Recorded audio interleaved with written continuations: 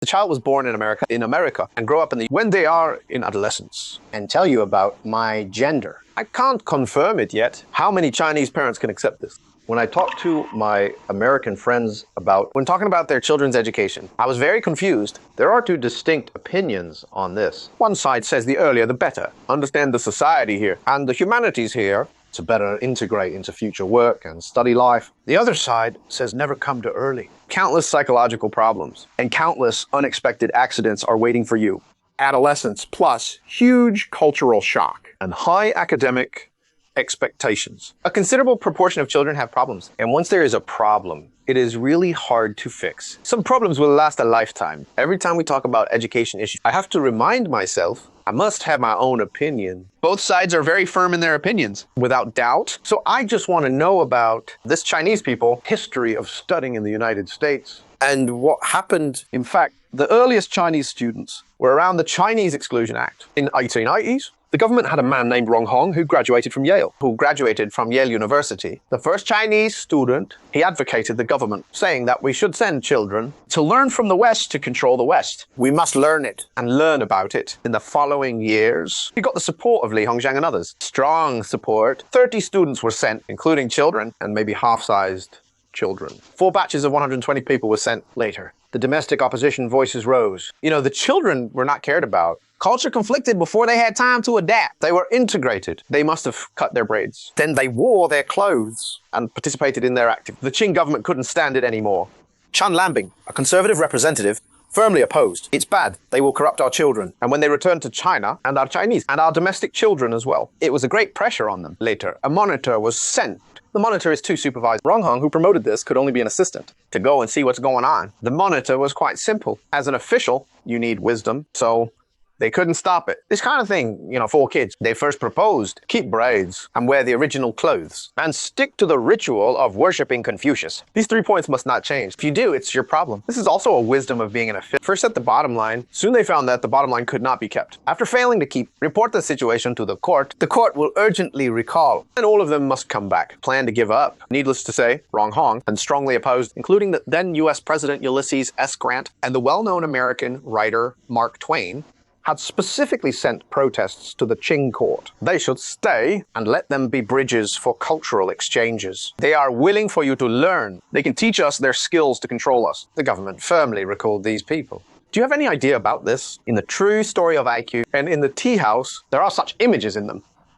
These people who were recalled were pitiful. Are they called fake foreigners? Cut their braids, wearing suits. They were looked down upon after returning. The government put them in some remote, useless departments. These people are very conspicuous in social life. So many literary works we can see today have the figure of the pseudo-foreign devil in them. It was mainly because these people came back, brought this picture. Those who didn't come back later became pillars of society, became pillars of America. This is the initial study abroad. An awkward ending.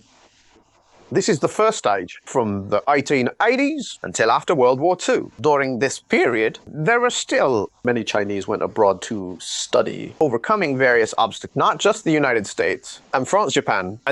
Many of our leaders were also like this. The goal of studying abroad at that time was to save the country. And it did play this role, in fact. It can be said that Chinese students, the first stage, had such a characteristic. Then came the post-World War II McCarthyism, right? The US at least regarded China as the object of the Cold War The state of studying abroad was very weak at that time. until the reform and opening up. Starting from 1979, there were sporadic students studying abroad. By the 1980s, TOEFL was introduced to China, which slowly opened the way for studying abroad. The Nansen speech, which promoted a large number of students to study abroad. Today in the United States, we will meet a lot of such people. They are about 60 or 70 years old. They went abroad in the 80s and 90s. They are a considerable force. So they didn't go to save the country. The main theme of their going abroad was immigration. They hope to live in a more international place and live in a more free place. First, on the way, they could stay on the way up. They go to the top. If not, then they worked. They can endure all kinds of hardships as long as they can get the status. Now, these people are elites in various fields in the US.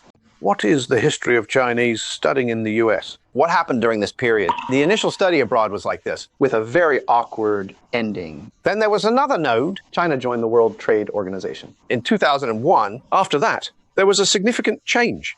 Chinese study abroad agencies sprang up. it can be said that at that time. China's reform and opening up had been going on for over, which can be said to be quite effective. At that time, studying abroad presented a feature. It was for gold plating. The more developed the economy, the more children had to study abroad. At that time, overseas returnees were very popular. Before that, you had to rely on public funding or scholarships, not to mention whether you were good or not, or whether you can learn. Money alone could be a big problem. After 2000, conditions gradually allowed it. So there were a large number of studying abroad. On the one hand, children were really hardworking. But another obvious feature is that their families are wealthy. From 2000 to 2020, Chinese students appeared in the third scene. In the circle of wealthy Chinese students. they show off their wealth. They drive sports cars to school. They rent luxurious houses outside to live in. They can't eat the school's food. It's common for playboys, although it's short. In just a dozen years or so, Has formed such a cultural impression. And even until now, This image still exists.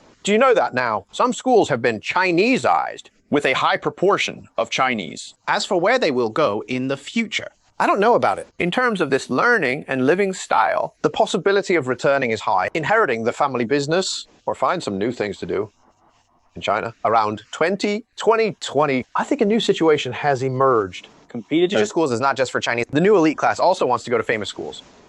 They are not satisfied with domestic. They go there. Irvine in Los Angeles. There are 2 large after-school class squares. You can see all the after-school classes. You can see all of them at around 3 o'clock p.m. The cars all come. Pick up the kids at 5 o'clock, and all the cars left. Pick up children is another. The other situation is can't keep up with the competition in China. My goodness, it's so competitive. Example, my child hasn't yet woken up. I guess he will be smart in 3rd year. Now he can't learn anything well. What should we do? I can't compete. Find another way. This is the current situation. This situation, whether it's not enough in China or can't keep up with the competition, it presents a typical state. The Haitian moms have officially settled in the US. Her lifestyle is the same as in China. What do schools look at? Volunteer hours. We do volunteer work. What does the school look at? Environmental points. So we do environmental. We can do whatever it takes. It's just like in China. The current situation of studying abroad, this situation also has a feature. the younger, the better. So junior high is not too early. And even earlier in primary school. This is the current state. This is the current state of studying abroad. I just described several stages of studying abroad. Saving the country. Immigration. And gold plating. And competition. We have reached this stage. At this stage, we have something to say. First, it's for Chinese students, the particularly excellent ones, we don't compare, born to be a top student, and their families must give them the best conditions and pursue the best goals. We don't compare, including Eileen G. She was born in the US But she was definitely raised in Haitian way. to be trained out, but she has natural potential. You can't make them. We don't compare this. Let's talk about the average ones, Or only have a few specialties. Or those with obvious subject biases. The Chinese education environment doesn't give them chances. and have a hard time. These children are actually very talented. Their academic performance, generally speaking, other social skills, communication skill, and so on, are generally good, a few with special subjects. It's even more regrettable. They could have made great progress in some areas. Make rapid, and other subjects can be neglected. However, the Chinese education environment does not provide such conditions. So, They have to take some so-called international education. or private education, look at how many Beijing students Shenyi has raised. If you compare them, Haitian moms still can't compare with Shenyi moms. But why are Haitian mothers more famous? Haitian moms are all pushy, and 100%, But maybe a large number of Shenyi mothers their kids Can't reach the state of being able to be competitive. in the domestic education system. May be in an unsatisfactory state. So they have to take the international route. For those with talents, we only focus on their strengths and develop their strengths. And for those who are average, as long as they go to college, they won't be bad in future. Parents have confidence. Then take the international route. Don't push them too hard. The other one is for mothers. Don't let your child be too young. Going to high school is early. And college is fine. How many need to integrate? If you fit in, You still need to bring your own cultural genes to fit in. you know that even if you were born in America and raised in the US, what's the difference? You are still Chinese. As far as I know, born in America and raised in the US, generation gap. Plus cultural conflicts are more severe. It's still good. This early child were born in America and grow up in the US and go to school. When they reach adolescence, they will tell you that my gender is not sure. I can't confirm it yet. How many Chinese parents can accept this? If they're too young and the risks are too great in this regard. I think mothers should have cultural confidence. We gave birth to a Chinese child. And it can't change. Then let him carry the genes of Chinese people. The future will not be so difficult. The world will increasingly respect Chinese. And Chinese culture with this genetic trait, even if worst comes, He can stay in the Chinese circle. So here I want to tell mothers that if possible, go to high school together, Face it with your children for 3 or 4 years. and they'll go to college. And the child's mind will mature. If conditions are not enough, it's no problem to go to college. Of course, mothers will definitely scold me. Just curse freely in the comment section. And you can also argue about it. This is my personal opinion, and also a father's opinion. I especially hope that more and more excellent, And more promising Chinese students, they can bring their own cultural genes. with their complete families and a healthy psychology, to embark on their careers, whether they are in the US or in China.